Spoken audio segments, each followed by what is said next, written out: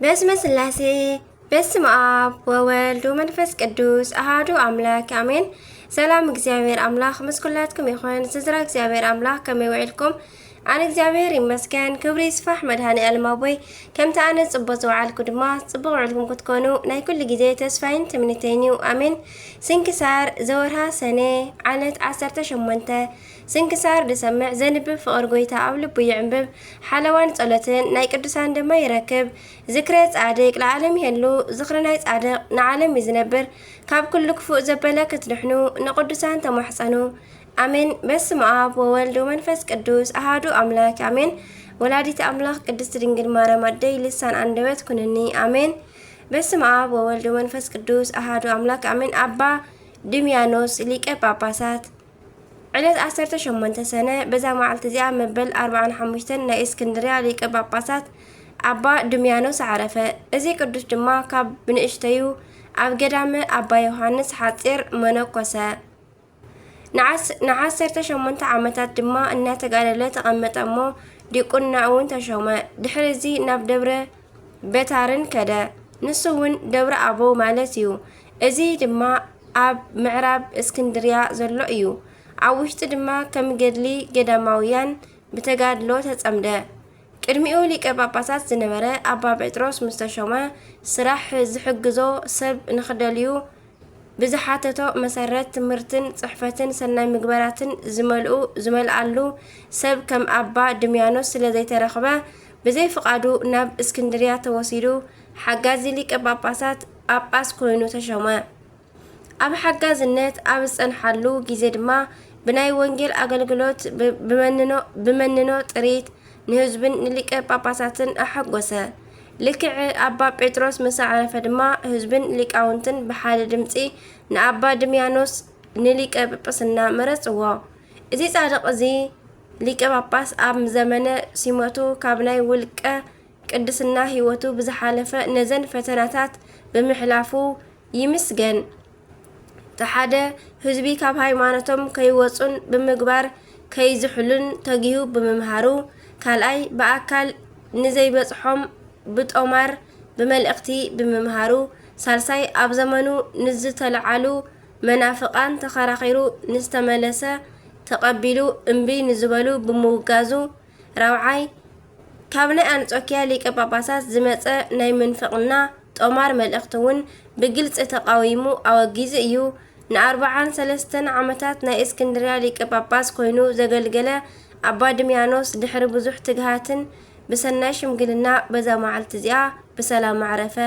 ንእግዚአብሔር አምላኽና ምስጋና ይኹን። ንዓና እውን ብጸሎት እዚ ኣቦ ይምሓረና። በረከቱ እውን ምሳና ትንበር ለዓለም ዓለም አሜን። ሰላም ለሊቀ ጳጳሳት ድምያኖስ አቡነ ለተልእኮ ምስዋዕ ለጽህቀ ወዘአስተንትነ ለእለ አመክነየ ሰብእ በፍስሐ ሐሙስ ዘኮነ ገሰጸሙ ወአውገዘሙ ይትመጠው ቁርባነ በሩሃ ሌሊት ሰትዮሙ ወይነ። ከምኡውን በዛ መዓልቲ እዚኣ ናይ እስድሮስ ሰማዕት መዘከርታው እዩ። በረከቱ ድማ ትብጽሐና ንዘለዓለም አሜን።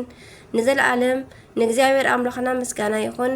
ንዓና እውን ብናይዞም ኩሎም ቅዱሳና ይምሓረና ንዘለዓለም ዓለም አሜን።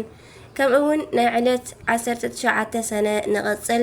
በስመ አብ ወወልድ ወመንፈስ ቅዱስ አሃዱ አምላክ አሜን። 19 ሰነ በዛ መዓልቲ እዚኣ ቅዱስ ጊዮርጊስ ሓድስ ብሰማዕትነት ዓረፈ። ስም ኣቦኡ መዛህዝም ይበሃል። ትርጉሙ ድማ ሃንደበት ማለት እዩ። ኣቦኡ ኣስላማይ ነበረ። ካብ ደቡብ ግብፂ ድምራ ትበሃል ሃገር ሓንቲ ክርስቲያን ሰበይቲ ድማ ተመርዓወ። ካብኣ ድማ 3 ቆልዑት ወለደ። ካብዞም 3 ቆልዑት ድማ ሓደ ቅዱስ ጊዮርጊስ እዩ። ምስ ኣዲኡ ድማ ናብ ቤተ ክርስቲያን ይኸይድ ነበረ እሞ ቅዱስ ቁርባን ምእንቲ ክቕበል ንኣዲኡ ለመና። ንሳ ድማ ሓደ እኳ ጥምቀተ ክርስትና ከይተጠመቐን ንጹህ ከይኮነን ቅዱስ ቁርባን ንኽቐርብ ኣይክእልን እዩ በለቶ። ድሕሪ እዚ ድማ ካብቲ ተረፍ መስዋዕትን ሃበቶ። ምስ ኮለሳ ድማ ኣብ ውሽጢ ኣፉ ጣዕማ ከም መዓር ኮነ። إذا قراص طعمي أو وشتي أفي كند إزي كاب كون الدعاء نايت السرع حبست قربان بطعمي طعم معرة كندي زي أكل يخون كطعم يخون إلو دما بلوب حسبه كابتا ساعات جميرو دما كريستيان نخون فتوى مس قبز خا حنتي كريستيان سبيت تمرحوا كريستيان نخون دليتو نجرا نسخا ناب كالا هاجر كيدو ጥምቀት ክርስትና ንኸጥምቕ መኸረቶ ንስኻ ናብ ካልእ ሃገር ከይዱ ተጠመቐ እሞ ስሙ እውን ጊዮርጊስ ተባሃለ ኣስላም ምስ ረኣይዎ ሒዞም ብርቱዕ ስቃያት ኣሳቀይዎ ብድሕሪ እዚ ሳጥን ናብ እትበሃል ሃገር ሃደመ ኣብኡ ድማ 3 ዓመት ተቐመጠ ወረኡ ምስ ተሰምዐ ድማ ቀጡር ናብ ዝበሃል ሃገር ከይዱ ኣብ ናይ ሊቀ ሰማዕታት ዘለዳ ቅዱስ ጊዮርጊስ ሊቀ ሰማዕታት ቤተ ክርስቲያን እናገልገለ ነበረ بدحر زي ناب هاجرو دمرة تملس أمو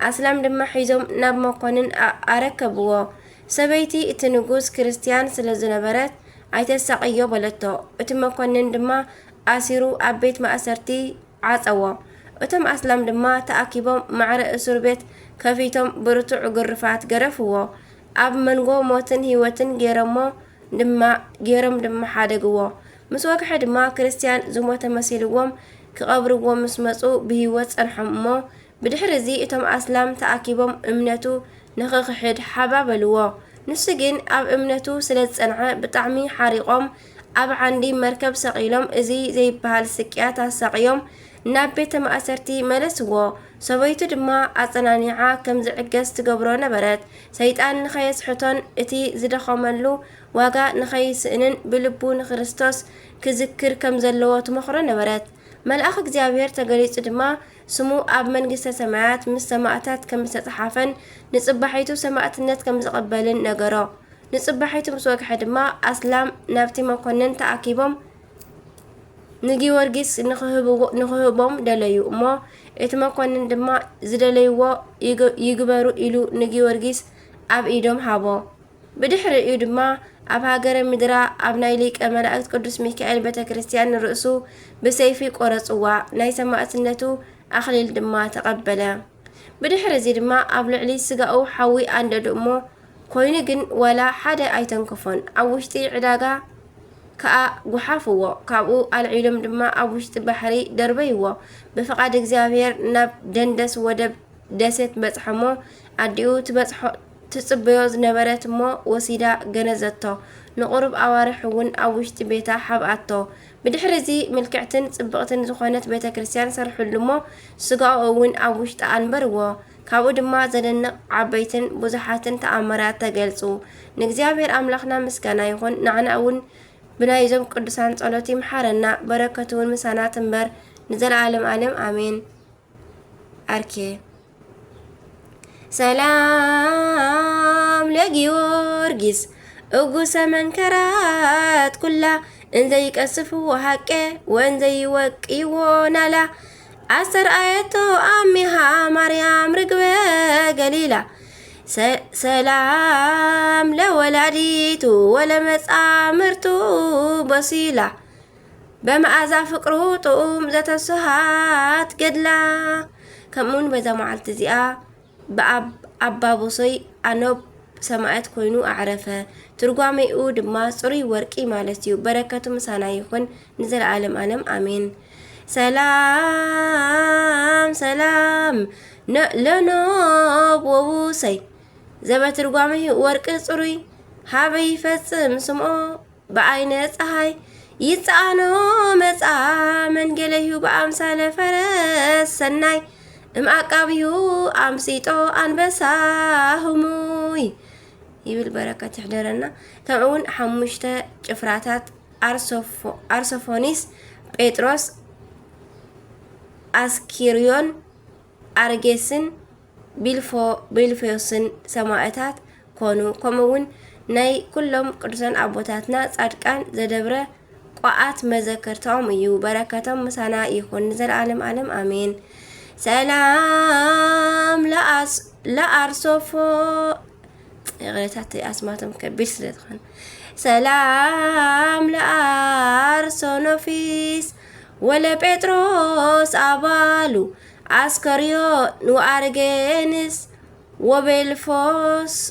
ወቤልፊዮስ አብያጸእሉ በእንተ ኢየሱስ ክርስቶስ አመተጋደሉ እንዘ ርሁባን ወጽሙዓን ተቀትሉ እንበለይ ጣሙ እክለ ወማየ ያጥልሉ። ነዞም ሓሙሽተ ሰማዕታት እውን በረከተ ምሕደረና ንእግዚአብሔር አምላኽና ምስጋና ይኹን። ንዓና እውን ብናይዞም ኩሎም ቅዱሳን ጸሎት ይምሓረና። ንእግዚአብሔር አምላኽና ድማ ምስጋና ይኹን ንዘለዓለም ዓለም አሜን። በስመ ስላሴ በስመ አብ ወወልድ መንፈስ ቅዱስ አሐዱ አምላክ አሜን። ከምኡ ድማ ናይ ዕለት 20 ስንክሳር ንጅምር። በስመ አብ ወወልድ መንፈስ ቅዱስ አሐዱ አምላክ አሜን። ሰነ 20 ህንጸተ ቤታ ለእግዝእትነ ድንግል ማርያም። ሰነ 20 በዛ መዓልቲ እዚኣ ቤተ ክርስቲያን እመቤትና ቅድስት ድንግል ማርያም በአዳው ፍቅር ወዳ ብዘይ መሬት ብዘይ ማይን ዕንፀይትን ብሰለስተ አእባን ጥራሕ ኣብ ኬልቄዶን ቄሳርያ ዝተሃንጸትሉ መዓልቲ እዩ። እዛ ቤተ ክርስቲያን ኣብ ሓዲስ ኪዳን ናይ መጀመርታ ቤተ ክርስቲያን እያ።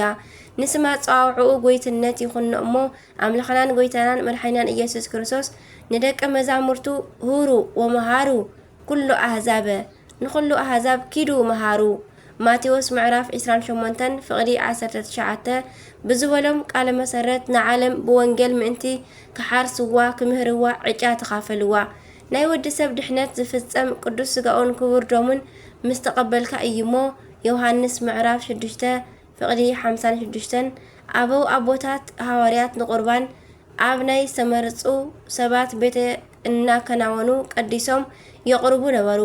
ኣብ መጀመርታ ኣብ ጽርሐ ጽዮን ቀጺሎም ድማ ኣብ ዝተፈላለዩ ናይ ገዛውቲ ውልቀ ሰባት ከምኡ የቅርቡ ነበሩ። ንናይ ጸሎት ጥራሕ ድማ ሓደ ምኹራብ አይሁድ ይጥቀሙ ነበሩ። ድሕሪ ቁሩብ ግዜ ካብ አህዛብ ዝኣመኑ ሰባት ቁጽሮም ብጣዕሚ ዝበዝሐ እሞ ብፍላይ ቅዱስ ጳውሎስ ዘእመኖም ንጸሎት እንዳበሉ ናብ ቤት ጣዖት ምእታው ጀመሩ። በዚ ምክንያት መምህራን ነቶም ህዝቢ ድሕሪ ምእማንኩም ስለምንታይ ናብ ቤት ጣዖት ተኣትዉ ኣለኹም እንተበልዎም ንሕና እንታይ ንግበር ንጽልየሉ ቦታ እኮ የብልናን ኢሎም መለስሎም። እዚ ነገር ተተሓሒዙ ናብ ሐዋርያት ጳውሎስን በርናባስን በጽሐሞ ሽዑ ሓደ ኣሕዋት ንምንታይ ቤተ ክርስቲያን ዘይነሃንጽ ኢሎም ነበሩ። ቅዱስ ጳውሎስ ግን ሊቀ ሐዋርያት ከይፈቀደ ኣይከውንን በለሞ። ስለዚ እዩ ከዓ ሎሚ ሊቀ ጳጳስ እንተ ዘይፈቂዱ ቤተ ክርስቲያን ዘይህነጽ። ድሕሪዚ ቅዱሳን ጳውሎስን በርናባስን ሐዋርያት ናብ ዘለዎ ከይዶም ነቲ ነገር ንቅዱስ ጴጥሮስ አረድእዎ። ሊቀ ሐዋርያት ድማ ናይ ጎይታናን ፈቃዱ ምዃኑ ምእንቲ ክፈልጥ ኢሉ ቅዱስ አቦና ጴጥሮስ ድማ ተተሓሒዝና ሱባኤ ንእቶ ኢሉ አዋጅ ነገረ። ኣብ ዓለም ዘለዉ ክርስቲያን ኩሎም ብሓደ ልቢ ሱባኤ ኣተዉ። ኣብ ናይ መጨረሽታ ሱባኤ ድማ ክብርን ምስጋናን ንዑ ይኹኖሞ መድሓኒናን አምላኽናን ኢየሱስ ክርስቶስ ብግርማ ናብኦም ወረደ። ንኩሎም ሐዋርያት ድማ ኣብ ደመና ጽዒኑ ፊልጵስዮስ ኣብጽሖም ካብ ከተማ ውፅእ ኢሉ ናብ ዘሎ መሬት ድማ ቤተ ክርስቲያን ብናይ ኣዴና ቅድስት ድንግል ማርያም ስም ህነጹ ኢሉ ኣዘዞም። ንቅዱስ ጴጥሮስ ድማ 3 ዓሌት ኣእማን ሃቦ። ንዕአን ድማ ኣብ መሬት ተኺሉ ጎይታና ኣቆመሉ። ሐዋርያት እንዳሓገዙ ግርምቲ ዝኾነት 3 ክፍሊ ዘለዋ ናይ መጀመርታ ቤተ ክርስቲያን ብ52 ዓመተ ምህረት በዛ ዕለት ተሃንጸት። ነዛ ቤተ ክርስቲያን ድማ ብጽባሒቱ ሰነ 21 ጎይታና ቀደሳ። ጸሎታን በረከታን ጣዕመ ፍቅራን ኣመላድነታን ምስ ኩልና ህዝበ ክርስቲያን ኣግበርታን ኣእማታን ይኹን ንዘለዓለም ዓለም አሜን። ሰላም እብል ለእንተ ቤትኪ ህንጻ በሰላስ አእባን እንዘ እየሃጻ ማርያም ስብት ለጽዮን በአናቅጻ ኢትአቀም ባህረ ስጋቺ ወይትወሰን በሆጻ ወለእመኒ በእሳት ኢትበላ እጻ ይብል መራራዴ በረከታ ይሕደረና አሜን። ከምኡን ነቢ ኤልያስ ያሬታ ነቢ ኤልሳዕ ከምኡን በታ መዓልቲ እዚኣ ካብ ዘቦ ገልገላ ኣለሙት ካብ እትበሃል ቦታ ዝኾነ ዓቢ ነቢ ኤልሳዕ ودي صافات أعرفه ناي نبي أتصاوعو دما كمزي كونه نبي إلساع عسرت خلته دم صمد بعراي جيرو نحارس انكلو بنبي إلياس جيرو قدوس اغزيابير مصوعو نتوم عسر تخلته صمدي أبعور حاديقو ددحر إلياس سعيبو نعملخنان اغزيابير زسمر سبيو قدماي نجس معرف عسر تشعته كافقد عسر تشعته كساب إسان حدن اللون نريو نوزح كيزيد ما لنبي إلياس انك قلقل دحري مصنح عب مجرشتا النبي إلياس كابو زفليلو لجيزين ساعات مسبت حدما أبلعلي إلياس زنبرت أجا أملاخ أبلعليو عصفن دربن كوينو كورد لمنا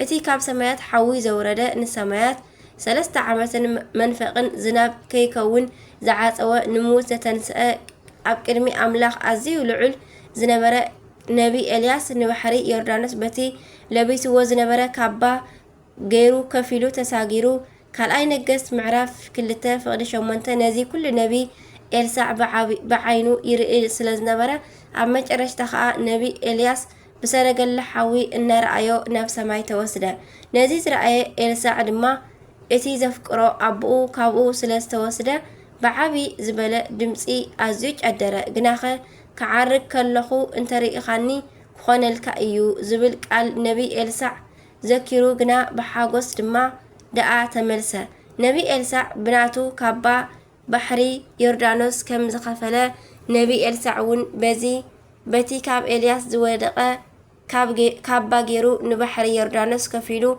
نبهاجرو تملسه أب كان أي نجس معرف كلته كافقلي 11 كسب 14 نريو أب إلياس زنبرت أجا أب لعلي نبي إلساع سلازة حدرة بزح دنكي زخانو سرحتي تأمرات بيوتن بدحري موتن سرحة نبزحات نايتي زمن اتي سبات كعا بسجان بنفسن إنا قاسية حابي أقلقلوت فتصيمو إيو ناتي زفكرو نبي إلساع أفانيو كملس كالدما زصرفون زلا قصلون لسانو كفيتو رغو ممو كابدر كلتا دبي وصيهم كا سبابروم مو ابن اكل اي نجست كاب معرف كلتا كاب فقدي 23 كسرا 25 አሎ ከምቲ አቀዲሙ ተገልጸ ብጸጋ አምላኽ ስጋዊ ናብራ ገዲፉ አሰር ነቢ ኤልያስ ዝሰዓበ ነቢ ኤልሳዕ ቅዱስ እግዚአብሔር ኣብ ልዕሊኡ መንፈሱን ረድኤቱን አውሪዱ ዓበይቲ ተኣምራት ንኽገብር ኣብቅዕዎ እዩ ካብቲ ኣዝዩ ብዙሕ ዝኾነ ተኣምራት ድማ ነቢ ኤልሳዕ ቁሩብ እንክርኢ ብካባ ኤልያስ ባሕሪ ዮርዳኖስ ከፊሉ ተሳጊሩ ካልኣይ ነገሥት ምዕራፍ 2 ካብ ፍቕዲ 13 ክሳብ 14 ጥንሲ ዝሰድድ ዘይጥዑም ዝነበረ ማይ ኢያሪኮ ኣዝዩ ጥዑምን ጥዕና ዝህብን ገበሮ ካልኣይ ነገሥት ምዕራፍ 4 ካብ ፍቕዲ 19 ክሳብ 22 ንርኢ ሰብኣያ ብሂወቱ ከሎ ዝተኣወዶ ዕዳ ከይከፈሎ ብምምዋቱ ሰበይቱ ብበዓል ዕዳ ተትሒዛ ክልተ ደቃ ንባርነት ክሽየጡ ኣብ ዝበፅሓትሉ ግዜ ነተን ዝነበርኣ ሒደት ዘይቲ ብጸሎት ኣበርኪቱ ዕዳኣ ከፊላ ደቃ ካብ ባርነት ከም ዝተርፉ ገይራ ህይወታ ብዘይ ሽግርን ፀገምን ክትመርሕ ኣኽኢልዋ እዩ። ካልኣይ ነገሥት ምዕራፍ 4 ካብ ፍቕዲ 1 ክሳብ 7 እታ ኣዝያ ለባም ሽናማዊት ሰበይቲ ምስ ሰብኣያ ተመኺራ ኩሉ ግዜ እትምግቦ ዝነበረትን ነቲ ቅዱስ ናይ እግዚአብሔር ሰብ ናይ በይኑ ገዛ ሰሪሓ መዕረፊ ዘዳለወት ናብ ኣምላኽ ለሚኑ ብዝነበሮ ፀጋ ኣምላኽ ውላድ ረኸበት። እቲ ዝተወልደ ህፃን ድግና ድሕሪ ግዜ ስለ ዝሞተ ነቢ ኤልሳዕ ናብ ኣምላኽ ለሚኑ ካብ ሞት ኣተንስኦ። ካልኣይ ነገሥት ምዕራፍ 4 ካብ ፍቕዲ 8 ክሳብ 37 ብሂወቱ ምዉት ዘተንስአ ኤልሳዕ ምስ ሞተ እውን ብቅዱስ ዓጽሙ ዝሞተ ሰብ ካብ ሞት ኣተንስኡ እዩ። ካልኣይ ነገሥት ምዕራፍ 13 ካብ 14 ክሳብ 21 ዝቐትል ምግቢ ብጸሎቱ ፈዊሱ ሰባት ከም ዝበልዑ ገበረ። ካልኣይ ነገሥት ምዕራፍ 4 ክሳብ ምዕራፍ 4 ካብ 38 ክሳብ መፈጸምታ ናይ ሶርያ ሓለቓ ሰራዊት ብዝገበሮ ሕማም ናብ ኤልሳዕ መጺኡ ማይ ጸሎት ተኣዚዝዎ ሓዊ እዩ።